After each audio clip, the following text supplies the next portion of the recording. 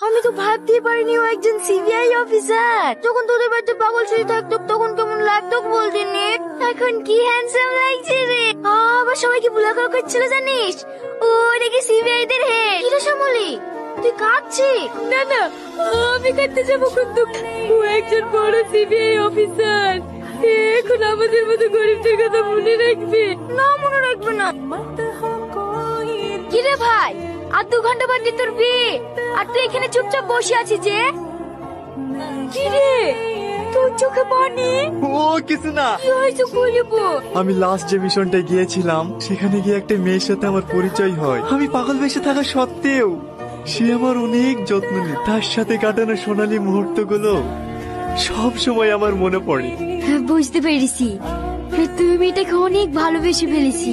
চল ওঠ, তাই তোর ওই ভালোবাসার মানুষটার কাছে।